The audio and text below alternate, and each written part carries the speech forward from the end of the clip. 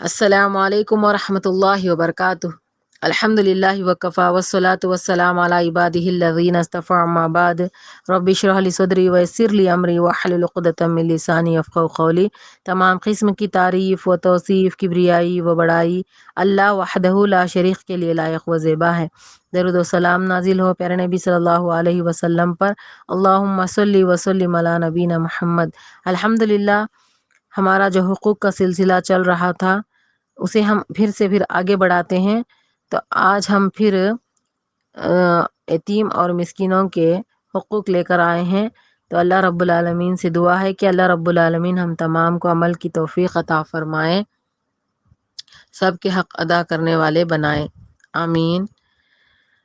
تو آج یتیم کے بارے میں، یتیم بچے اور مسکینوں کے بارے میں کچھ باتیں ذکر کریں گے۔ یتیم اس بچے کو کہتے ہیں جس کا باپ فوت ہو گیا ہو، جب تک وہ جوان نہ ہو جائے یتیم کہلاتا ہے، بالغ ہونے کے بعد وہ یتیم نہیں رہتا۔ تو اللہ رب العالمین ہر ایک کے حقوق قرآن مجید میں ذکر کرتے ہیں، تو اسی طرح یتیم بچوں کے بارے میں بھی اللہ تعالیٰ قرآن مجید میں ذکر کرتے ہیں۔ ہم جو معاشرے میں رہتے ہیں وہاں کہیں آپ دیکھے ہوں گے کہ یتیم بچے رہتے ہیں، نہ ان کو صحیح ڈھنگ سے کپڑے رہتے ہیں، نہ ان کو کھانے کا کھانا رہتا ہے، وہ وہاں یہاں گھومتے پل کر بڑے ہو جاتے ہیں۔ تو ہمارے اوپر وہ ذمہ داری ہے کہ جس طرح ہم اپنے بچوں کے حقوق ادا کرتے ہیں اسی طرح ان بچوں کو بھی تھوڑا ہم دیکھیں، ان پر بھی ہم توجہ دیں، ان کے بھی تھوڑا کپڑے کھانے کا ہم انتظام کریں۔ یا کئی ایسے مدارس ہوں گے جہاں پر ان بچوں کو لے کر جا کر ہم داخلہ دلائیں، یا اسکولز میں ہو، کتابوں کی شکل میں ہو، کپڑوں کی شکل میں ہو، کھانے کی شکل میں ہو، کسی بھی طرح ان کی ہم تھوڑا خیال رکھیں، ان کے حقوق ادا کریں، ان کے ساتھ حسن سلوک کریں، مالی مدد کریں، ان کو معاشرے میں ان کے بھی حقوق ہیں اسے ادا کرنے کی ہم کوشش کریں۔ اللہ تعالیٰ سورہ نساء میں فرماتے ہیں، اعوذ باللہ من الشیطان الرجیم، وبالوالدین احسانا وبذی القربى والیتامی والمساکین، اور ماں باپ کے ساتھ نیک برتاؤ کرو، رشتہ داروں، یتیموں اور مسکینوں کے ساتھ حسن سلوک سے پیش آؤ۔ تو یہاں غور کرنے کی بات یہ ہے کہ دیکھیے والدین ہمارے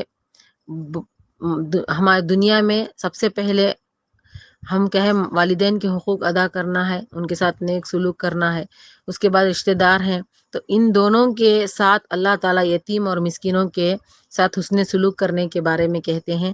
تو ہم یہاں غور کریں، دیکھیے ان کے بھی حقوق ہیں، ان کو بھی ہم ادا کریں، ان کے ساتھ حسن سلوک کریں، ان کے ساتھ اچھے طریقے سے پیش آئیں۔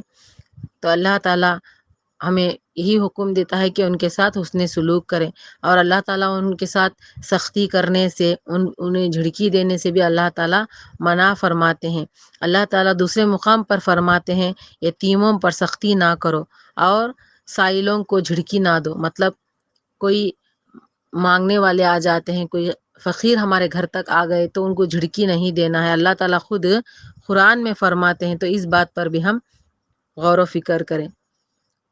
یتیموں کے ساتھ سختی برتنے کے بارے میں اور جھڑکی سے منع کرنے کے بارے میں ایک حدیث ہے، اور اللہ کے نبی صلی اللہ علیہ وسلم خوشخبری دیتے ہیں کہ اس شخص کو جو یتیموں کے ساتھ یتیموں کی ذمہ داری لیتا ہے، اس کی دیکھ بھالی کرتا ہے، تو اللہ کے نبی صلی اللہ علیہ وسلم، صحیح بخاری میں ایک حدیث ہے، اس کی دلیل صحیح بخاری میں ہے، اللہ کے نبی صلی اللہ علیہ وسلم فرماتے ہیں، میں اور یتیم کی دیکھ بھالی کرنے والا جنت میں یوں ہوں گے۔ اللہ کے نبی صلی اللہ علیہ وسلم دو انگلیوں کو دکھاتے ہیں، شہادت اور بیچ کی انگلی بتا کر کہتے ہیں کہ یتیم کے ساتھ یتیم کی جو ذمہ داری لیتا ہے وہ اور میں دو انگلیوں کے مطلب جس طرح مل کر رہیں گے جنت میں، میرے ساتھ اسے ملے گا۔ یا اللہ اکبر، اس سے بڑی خوش نصیب کیا ہوگی؟ اللہ کے نبی صلی اللہ علیہ وسلم اتنی بڑی خوشخبری ہمیں دے رہے ہیں، تو دیکھیے اللہ کی طرف سے ہمیں کتنی بڑی خوشخبری آ رہی ہے۔ اللہ کے نبی صلی اللہ علیہ وسلم کی حدیث سے ہمیں بات معلوم ہوتا ہے کہ یتیموں کے ساتھ یتیموں کی ذمہ داری لینا، ان کو دیکھ بھال کر کے ان کو شادی کرنا، ان کو پڑھانا، یہ بہت بڑی بات ہے، بہت بڑی نیکی ہے۔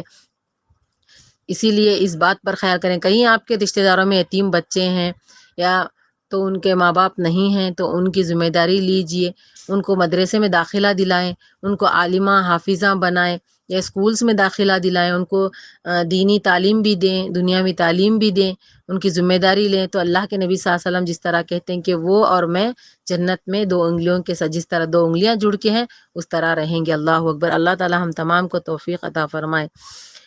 اور اللہ تعالیٰ قرآن مجید میں فرماتے ہیں، سورہ بقرہ میں اللہ تعالیٰ فرماتے ہیں کہ آپ کہہ دیجئے یتیموں کے بارے میں وہ آپ سے یتیموں کے بارے میں سوال کرتے ہیں تو آپ فرما دیجئے ان کی اصلاح کرنا بہت بہتر ہے.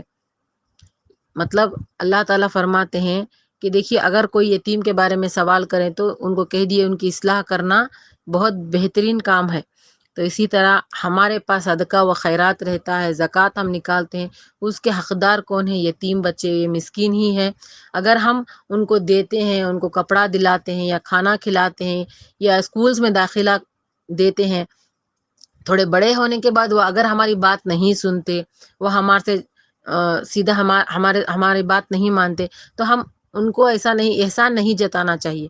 ہم نہیں کہنا ہے کہ تجھے میں ہی کھلایا، میں ہی پلایا.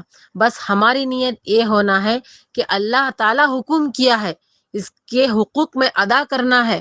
بس اللہ سے جو بھی نیکی ملنا اللہ کے پاس مجھے ملے گی، اجر عظیم اللہ عطا کریں گے. مجھے اس بچے سے کوئی شکریہ ادا لینا یا اس کا کوئی شکر گزار لانا یہ کوئی بات نہیں. لیکن بہت سارے لوگوں کو دیکھا جاتا ہے کہ کچھ کھلانے پلانے، کچھ دیکھ بھالی کرنے کے بعد وہ کہتے ہیں کہ میرا شکر ادا کرے، میرے سامنے عاجزی سے رہے. اس طرح کا معاملہ نہیں کرنا ہے. یہ بہت بڑی غلط بات ہے، غلط فہمی ہے. اس غلط فہمی میں ہرگز اپنے نیکیوں کو ضائع نہیں کرنا ہے. اگر ہم بچوں کے حقوق، یتیم بچوں کے حقوق ادا کر رہے ہیں تو اللہ کی رضا کے خاطر، یہ نیت ہماری خالص اللہ کو رضا کرنے کے لیے ہو. اللہ مجھ سے راضی ہو جائے، یہ نیکی سمجھ کے اللہ کو راضی کرنے کے لیے ان یتیم بچوں کو دیکھ بھال کریں، یتیم بچوں کو مدارس میں داخلہ کریں. بہت بڑی نیکی ہے کہ ایک یتیم بچے کو لینا، اس کے سر پہ ہاتھ پھیر کے اسے اپنے بچوں کی طرح سینے میں لگا کے ان کو دیکھ بھالی کرنا اور ان کا ایک حق ادا کرنا بہت بڑی نیکی ہے. ان بچوں کے اندر جو درد رہتا، ان کو ماں باپ کی جو تکلیف رہتی، بہت تکلیف میں وہ بچے رہتے ہیں. تو ہم تمام کو اللہ تعالیٰ توفیق دے کہ یتیم بچوں کی دیکھ بھالی کرنے کی ہمیں توفیق عطا فرمائے، اور ہم کھلا پلا کر احسان نہ جتائیں. صدقہ و خیرات ہے، وہ ان کا حق ہے، ان کو دے کر ہم اللہ کے پاس اجر کا نیت اللہ دینے والا ہے، اجر دینے والا اللہ تعالیٰ ہے. اور اللہ تعالیٰ قرآن مجید میں فرماتے ہیں، تم نے نہیں دیکھا اس شخص کو جو آخرت کی جزا و سزا کو جھٹلاتا ہے، وہی تو ہے جو یتیم کو دھکے دیتا ہے اور مسکینوں کو کھانا کھلانے کی ترغیب نہیں دیتا. ضرورت مندوں کی ضرورتوں کو پورا کرنا، یتیموں کو کھلانا پلانا ہماری ذمہ داری ہے. ہم جو بھی کھاتے ہیں ان کو دیں، ان کو کھلائیں، ان کو پلائیں، احسان نہ جتلائیں، کسی کو بھی دے کر بھول جائیں.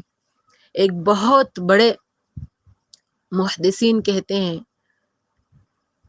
کہ نیکی کا قبول ہو جانا یہ بات کی دلیل ہے کہ انسان نیکی کر کے اس کو یاد ہی نہیں رہے، وہ بھول جائے تو سمجھ لے کہ اس کی نیکی قبول ہوئی ہے. نیکی کو کر کے بار بار احسان جتلانا، اس شخص کو دیکھ کر نیت ہماری چینج ہو جانا، یہ غلط بات ہے. ایسا نہیں ہونا. نیکی کر کے بھول جانا ہے، کسی کو سہارا دے کے بھول جانا ہے، اللہ رب العالمین اس کا بدلہ عطا کرے گا. اور اللہ تعالیٰ اور ایک مقام پر فرماتے ہیں، خوشخبری دیتے ہیں مسلمانوں، ہم مسلمان اللہ رب العالمین سے خالص اللہ رب العالمین ہمیں دے گا، یہ نیت سے کوئی بھی کام کریں. آج کتنے مسلمان کے بچے کتنے دنیا میں ایسے ہیں جو روڈوں پر سوتے ہیں، منگنے جاتے ہیں، وہاں یہاں بھیک مانگتے پھر رہے ہیں. یہ کس کی ذمہ داری ہے؟ اللہ رب العالمین سے ہم ڈریں. اگر اللہ رب العالمین ہمیں مالدار بنایا ہے تو ان بچوں کے لیے دنیا سے جانے سے پہلے کچھ ہم کر کے جائیں. ایک بڑے بڑے مالدار ہیں، سب مل کے یتیم بچوں کے لیے کچھ ایسا انتظام کریں کہ بچے کو ایک بہت بڑا اچھا مقام مل جائے. بہت سارے گاؤں میں، بہت سارے شہروں میں بچوں کو، یتیم بچوں کو دیکھ کر دل بہت تڑپ جاتا ہے، بہت تکلیف ہوتی ہے. اللہ رب العالمین تمام کو توفیق عطا فرمائے.